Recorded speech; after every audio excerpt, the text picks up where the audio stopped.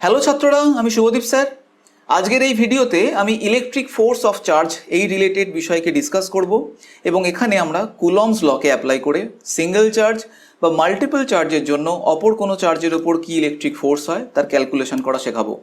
তো তোমরা অবশ্যই পুরো ভিডিওটা দেখবে। আর আমি তোমাদেরকে বলেইছিলাম ক্লাস 11-এর নিট প্রিপারেশান বা যেই প্রিপারেশানের বিভিন্ন টপিকগুলো বলার সাথে সাথে আমি ক্লাস 12-এর টপিককেও নিয়ে আসবো এবং দুটোই একসাথে চলবে এবং রেগুলার বেসিসে তোমরা ক্লাস পাবে। তাই তোমরা অবশ্যই টিউন অফ ফিজিক্সকে সাবস্ক্রাইব করো। আজকে টপিকে প্রবেশ করে যাই। ইলেকট্রিক ফোর্স ব্যাপারটা বুঝতে হলে প্রথমেই আগে কুলম্বস লকে জেনে নিতে হবে। ধরলাম দুটো আধান প্লাস Q1 প্লাস Q2 যারা পরস্পরের থেকে আর দূরত্বে আছে, এমন অবস্থায় ওদের মধ্যে যে পরিমাণ তড়িৎ বল মানে ইলেকট্রিক ফোর্স কাজ করবে সেই ফোর্সের মান নির্ণয় করা যায় এই কুলম্বস লয়ের সাহায্যে। তো আমরা জানি দুটো সিমিলার চার্জ পরস্পরকে বিকর্ষণ করে, অপোজিট চার্জ পরস্পরকে অ্যাট্রাক্ট করে, কিন্তু পরিমাণটা কত তার সম্পর্কে বিজ্ঞানী কুলম্ব তার ফর্মুলার সাহায্যে বুঝিয়েছিলেন। এবং এখানে এই ডিস্টেন্সটা যদি আর হয়ে যায় তাহলে আমরা লিখতে পারি electric force Fe equals to constant K into Q1 Q2 divided by r square. এখন এই যে ফর্মুলাটা এটাকে ইনভার্স স্কোয়ার লও বলে। ইনভার্স স্কোয়ার ল কেন বলে সেটা আমরা বুঝতেই পারছি যে এখানে ডিস্টেন্সের বর্গের সঙ্গে ব্যস্তানুপাতিক হারে ফোর্সটা চেঞ্জ হচ্ছে, তাই এটাকে ইনভার্স স্কোয়ার ল বলা হয়। আর এই যে ফোর্সটা এই ফোর্সটাকে সেন্ট্রাল ফোর্সও বলা হয়। সেন্ট্রাল ফোর্স কেন বলে? কারণ এখানে যে দুটো চার্জ আছে তাদের সেন্টার দুটোর মধ্যবর্তী সংযোজক সরলরেখা বরাবর এই ফোর্সটা কাজ করে। তো এখানে যেহেতু সিমিলার চার্জ তাই এরা পরস্পরকে রিপেল করবে এবং দেখতে পাচ্ছি এই যে ফোর্সটা সেটা কাজ করছে তাদের সেন্টার দুটোর মধ্যবর্তী সংযোজক সরলরেখার বরাবর। যদি অপোজিট চার্জ হতো তাহলে অ্যাট্রাক্ট করতো এবং এই লাইন বরাবরই কাজ করতো, এই কারণে এটাকে সেন্ট্রাল ফোর্স বলে।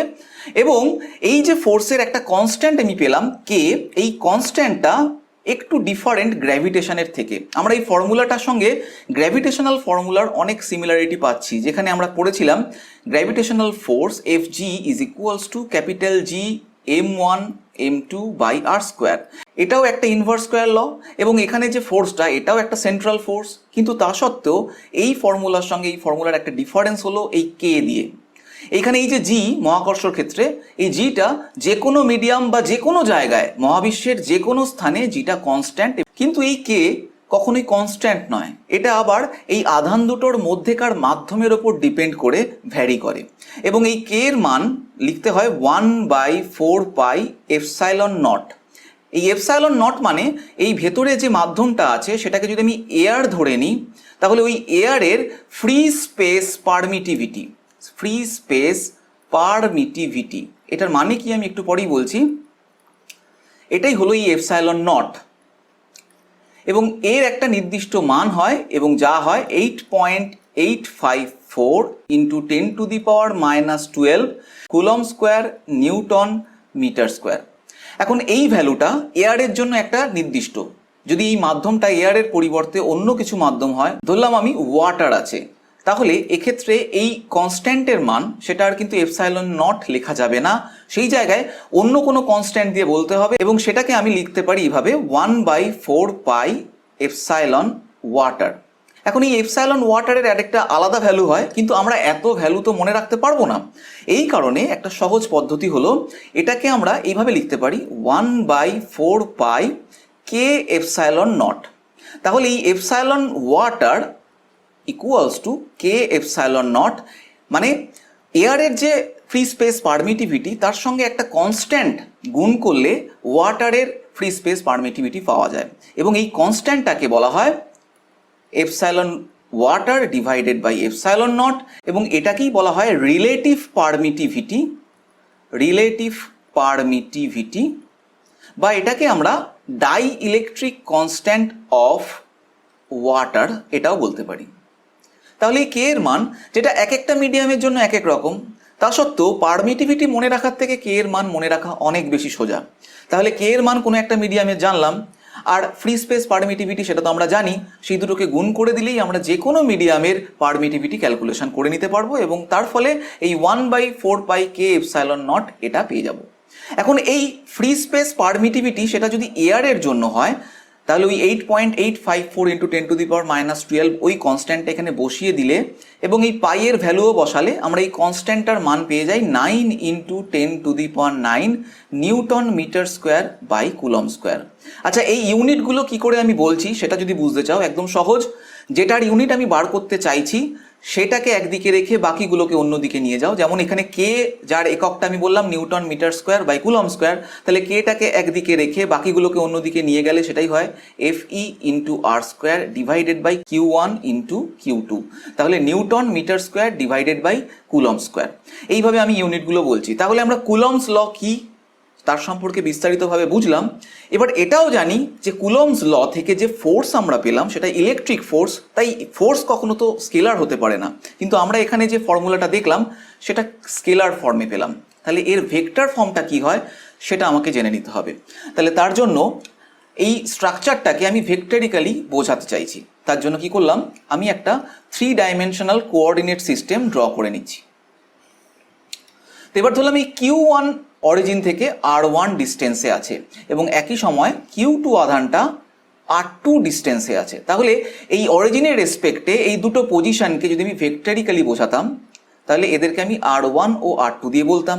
এবার আমি যদি বলি Q1 আধান Q2 আধানের ওপর কত বল প্রয়োগ করছে, তাহলে ফোর্স অন 2/1 লেখার স্টাইলটা হচ্ছে এরকম, যার ওপর বল প্রয়োগ করবে তাকে প্রথমে লিখবে এবং যার দ্বারা বল প্রয়োগ করা হচ্ছে তাকে পরে লিখবে, এবং দ্যাট ইজ ইকুয়ালস টু, একটু আগে আমরা ফর্মুলা পেয়েছিলাম 1/4πε0, ধরে নিলাম এই আশেপাশের মিডিয়ামটা এয়ার, তাহলে Q1 Q2 divided by distance. এবার এই ডিস্টেন্সটাকে ভেক্টরিক্যালি আমরা লিখতে চাই, তো সেজন্য এই আরটাকে আমি Q1 এর রেসপেক্টে Q2 এর পজিশন হিসাবে ধরছি। তাহলে এটাকে আমি position of 2 with respect to 1 এই ভেক্টরটা বললাম। তাহলে R21 ভেক্টরের মানের স্কোয়ার, এবং এর ডিরেকশন বুঝতে পারছি কোন দিকে কাজ করবে, দেখতে পাচ্ছি রিপালসিভ ফোর্স, তাই R21 ভেক্টরের ক্যাপ, এখানে এই ক্যাপ দিয়ে বোঝাচ্ছি এটা একটা ইউনিট ভেক্টর। তাহলে এর ভ্যালুটা এই ওভারঅল ভ্যালুতে কোনো এফেক্ট ফেলবে না, বাট এটা একটা ভেক্টরিক্যালি একটা নির্দিষ্ট দিক যে সেই দিকটাকে বুঝিয়ে দেবে। তাহলে Q1 অ্যান্ড Q2 এরা যদি সিমিলার চার্জ হয় তাহলে এদের মাল্টিপ্লিকেশন গ্রেটার দ্যান 0 হবে। তাহলে অফকোর্স F21 এর ডিরেকশন R21 যেদিকে সেদিকেই কাজ করবে, অর্থাৎ F21 এর ডিরেকশন এই ডিরেকশনেই কাজ করবে। আবার যদি এই Q1 অ্যান্ড Q2 পরস্পর অপোজিট চার্জ হয়, যে কোনো একটা পজিটিভ যে কোনো একটা নেগেটিভ হলো, তাহলে যদি অপোজিট হয় তাহলে লেস দ্যান 0 হয়ে যাচ্ছে, এবং বুঝতেই পাচ্ছি R21 এর ডিরেকশন এদিকে হলেও নেগেটিভ হওয়ার জন্য F21 ওর অপোজিট ডিরেকশনে কাজ করবে, তাহলে তখন F21 এই ডিরেকশনে কাজ করবে।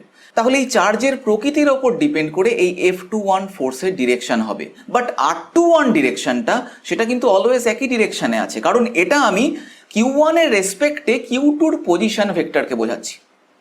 এবার এই ফর্মুলাটাকেই আবার বইতে এরমভাবেও লেখা থাকে, অনেক সময় অঙ্ক করতে গেলে এই ফর্মুলাটাকেও ইউজ করতে হয়, সেটা হলো Q1 Q2 divided by R21 তার হোল স্কোয়ার। এই পার্টটা তো একই থাকলো, কিন্তু এই তারপরের পার্টটা এইখানে এটাকে তুমি ভেক্টরিক্যালি লিখলে, এবং যেহেতু এটাকে ভেক্টরিক্যালি লিখছো তাই এর মডিউলাস দিয়ে তোমাকে ভাগ করলে তবে ইউনিট ভেক্টর পাবে। তার মানে এই স্কোয়ারটাকে সরিয়ে দিয়ে আমি এখানে কিউব লিখে দিচ্ছি, তার মানে এর ভ্যালুটা এখানে মাল্টিপ্লাই হয়ে এটা কিউব হয়ে গেছে। এই হয়ে গেল কুলমস ল এর বিভিন্ন রকম ফর্মুলা, সেটা স্কেলার রূপ এবং ভেক্টর রূপ, আমরা খুব ভালো করে ব্যাপারটা বুঝলাম। এবার এই ফর্মুলাকে অ্যাপ্লাই করে আমরা বিভিন্ন রকমের চার্জ কম্বিনেশনের জন্য ইলেকট্রিক ফোর্স ক্যালকুলেশন করতে পারবো, এবং তার কথাই আমি এখন বলবো। তো ধরলাম এরকম একটা চার্জ কম্বিনেশন -4 কুলম +1 কুলম, তারা পরস্পরের থেকে 1 মিটার ডিস্টেন্সে আছে। এটা একটা খুব ইম্পর্টেন্ট প্রবলেম। বলা হলো যে অপর একটি আধান +q, তাকে এই আধানগুলোর চারপাশে কোথায় রাখলে ওর ওপর ইলেকট্রিক ফোর্স 0 হবে। এখন দেখতে পাচ্ছি এরা অপোজিট চার্জ, তার মানে এদের মধ্যে যদি ওই +q আধানটাকে কোনো একটা পজিশনে রাখি তাহলে এই -4 কুলম আধান ওই আধানটাকে আকর্ষণ করবে, এবং এই প্লাস আধানটা ওই আধানটাকে আবার বিকর্ষণ করবে। এক্ষেত্রে দেখতে পাচ্ছি দুটো ফোর্সই একই ডিরেকশনে হবে, তাই কখনোই এরা 0 হবে না। তাহলে 0 হতে গেলে এই দুটো আধানের মধ্যে কোনো জায়গায় রাখলে হবে না, এদের বাইরে কোনো একটা পজিশনে রাখতে হবে। তো আমি এই পজিশনে রাখলাম। আমি এই পজিশনে কেন রাখলাম, এদিকে কেন রাখলাম না, তার পেছনেও অবশ্যই কারণ আছে এবং তোমরা এটা একটু পরেই বুঝতে পারবে। তো তার জন্য আমি এখানে প্লাস কিউ আধানটাকে এনে রাখলাম। ধরলাম এই প্লাস কিউ আধানটা 1 কুলম্ব আধান থেকে এক্স ডিস্টেন্সে আছে। তো এই প্লাস কিউ আধানের ওপর এই -4 কুলম্ব আধান এদিকে আকর্ষণ প্রয়োগ করবে, আর +1 কুলম্ব আধান বিকর্ষণ বল প্রয়োগ করবে। দেখো আমি কেন ডান দিকে এনে রেখেছি, তো এখানে -4 কুলম্ব আধানটা অনেক বেশি, তাই এই আধানের থেকে অনেক দূরে আমি এই প্লাস কিউ আধানটাকে রেখেছি, যাতে এই +1 কুলম্ব আধান যেটা এর থেকে ছোট, তার জন্য যে বিকর্ষণ বল সেটার সাথে ওই আকর্ষণ বল সমান হয়। কারণ আমরা জানি কুলম্বস ল হলো ইনভার্স স্কয়ার ল, ডিস্টেন্স বাড়লে ফোর্স কমে যায়। তাই -4 কুলম্ব আধানটা বেশি বলে ওর থেকে বেশি দূরত্বে রেখেছি, এবং +1 কুলম্ব আধানটা তুলনামূলক কম বলে ওর কাছে রেখেছি।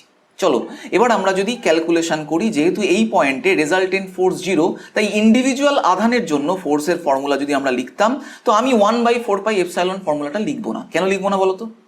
কারণ নিট বা জেইর মতন কম্পিটিটিভ পরীক্ষায় যেখানে অনেক কম সময় পাবে তোমরা, সেখানে তোমাকে বুঝে নিতে হবে যে কখন কে ইউজ করবো আর কখন 1/4πε0টা ইউজ করবো। দেখো এখানে আমাকে কে ইউজ করলেই কাজ হবে, তার জন্য আমি কে লিখলাম। এবার একটা আধান 4, আরেকটা আধান হচ্ছে এই স্মল কিউ, ওদের মাঝখানের দূরত্ব কত? 1 + x। কারণ এই -4 কুলম্ব আধান থেকে প্লাস কিউ পর্যন্ত ডিস্টেন্সটা আমি বার করছি, সেটা হচ্ছে 1 + x তার whole square, that is equals to k into 1 into q divided by x square. বুঝতে পারলে এখানে ডিস্টেন্সটা যেহেতু x, তাই আমি x স্কোয়ার লিখলাম। এবার দেখো আমি কেন ওই কনস্ট্যান্টটাকে পুরো লিখিনি, কারণ এইটা দেখো দুপাশেই আছে, কেটে বাদ চলে যাবে। আমি যদি লিখতাম ফালতু ফালতু লিখে সময় নষ্ট হতো। ওকে, তাহলে এখানে আমরা দেখতে পাচ্ছি x এর ভ্যালু নির্ণয় করা কোনো ব্যাপারই নয়, এটা হয়ে যাচ্ছে 4/1 + x এর whole square equals to 1/x স্কোয়ার, that is 2/1 + x equals to 1/x, মানে 2x equals to x + 1 or x equals to 1। So এই x ইকুয়ালস টু 1 মিটার দূরত্বে, অর্থাৎ +1 কুলম্ব আধান থেকে 1 মিটার দূরত্বে ওই স্মল কিউ আধানটাকে লিখলে তার ওপর লব্ধি বল 0 হবে। ওকে, এই ধরনের অঙ্কগুলো আসে। আবার অনেক সময় এরকম অঙ্কও তোমরা পাবে যেখানে এক একটা শেপ থাকবে, পলিগোনাল শেপ, এখানে যেমন ট্রায়াঙ্গুলার। তো এই শেপের বিভিন্ন শীর্ষবিন্দুতে বিভিন্ন আধান আছে, কোনো একটি আধানের ওপর ইলেকট্রিক ফোর্স ক্যালকুলেশন করতে হবে। তো আগের অঙ্কটায় আমি যেমন স্কেলার ফর্মে করেছিলাম, কারণ একই লাইনের ওপর সমস্ত ফোর্সগুলো ছিল, কিন্তু এই অঙ্কতে তোমরা ভেক্টর ফর্মটাকে ইউজ করবে, তাহলে তোমাদের সহজ হবে। যেমন ধরো এখানে এই প্লাস কিউ আধানের ওপর, এটা 1 নাম্বার বললাম, এই 1 নাম্বার আধানের ওপর 2 ও 3 নাম্বার আধান দ্বারা প্রযুক্ত বল কত হবে জিজ্ঞেস করেছে, এবং এটা একটা সমবাহু ত্রিভুজের 3টে শীর্ষবিন্দুতে থাকা 3টে আধানকে বলছে। তাহলে এই প্লাস কিউ আধানের ওপর যে ফোর্সটা হবে, দুটো ফোর্স হবে, একটাকে আমি লিখলাম ফোর্স অন 1/2, এবার এই দিকে একটা ফোর্স কাজ করবে, সেটা হচ্ছে ফোর্স অন 1/3। তাহলে এই অঙ্কটা ভেক্টরিক্যালি করার জন্য তুমি এই আধানগুলোর মধ্যে কোনো একটি আধানকে অরিজিনে রেখে কোঅর্ডিনেট সিস্টেম কল্পনা করে নেবে। তাহলে বুঝতেই পারছো এই যে প্লাস কিউ 1 নাম্বার আধানটি, এর অবস্থান কোথায়? 0 0। 2 নম্বর আধানটি আছে কোথায়? L0। এবং এই 3 নম্বর আধানটি আছে কত? বুঝতে পারছি এখানে এক্স অক্ষ বরাবর যেতে হবে L/2, তাহলে L/2 একটা ডিস্টেন্স, আর ওয়াই অক্ষ বরাবর যেতে হবে, এটা বার করে নিতে হবে, √ওভার অতিভুজ square that is L square minus ভূমি স্কোয়ার দ্যাট ইজ L/2 তার হোল স্কোয়ার, অর্থাৎ √3L²/4। এইভাবে তুমি পজিশনগুলো ক্যালকুলেশন করে নিয়ে তুমি ভেক্টর ফর্মগুলো লিখে নেবে। দেখো F13 এখানে কি লিখবো? F13 লিখবো কনস্ট্যান্ট k ইন্টু আধানগুলো যেহেতু সেম, তাই k² ডিভাইডেড বাই L3। এবার আমি এই 3 নম্বর আধানের রেসপেক্টে 1 নম্বর আধানের কি পজিশন ভেক্টর হচ্ছে সেটা লিখে নেব। তো তার জন্য কি হবে দেখতে পাচ্ছি 0 - L/2 i cap plus 0 - √3L²/4 j cap. এই হয়ে গেল F13। ঠিক একই রকমভাবে আমি F12টাকেও বার করে নেব, এবং তারপর এই দুটোকে ভেক্টরিক্যালি অ্যাড করলেই আমি ফাইনাল এই 1 নম্বর আধানের ওপর সব কটি আধান দ্বারা প্রযুক্ত ইলেকট্রিক ফোর্স কত সেটা ক্যালকুলেশন করে নিতে পারবো। তাহলে এই ইলেকট্রিক ফোর্সের ওপর যে ধরনের প্রবলেম আসতে পারে তারও একটা ধারণা পেলে, এবং ইলেকট্রিক ফোর্সটার কনসেপ্টও ভালো করে বুঝতে পারলে। আজকের ভিডিওটা কেমন লাগলো সেটা জানিয়ে আমাকে কমেন্ট বক্সে জানাও। তোমাদের বক্তব্য, তোমাদের কথা আমাকে ইন্সপায়ার করবে নেক্সট ভিডিও তৈরি করার জন্য। আর এরকম ভিডিও আরও পেতে তোমরা অবশ্যই টিউন অফ ফিজিক্সকে সাবস্ক্রাইব করো, লাইক করো এবং তোমাদের বন্ধুদের জন্য শেয়ার করো। আজকের মতন এখানেই শেষ। নেক্সট ভিডিওতে আবার দেখা হচ্ছে তোমাদের সঙ্গে। এখনকার মতন টাটা।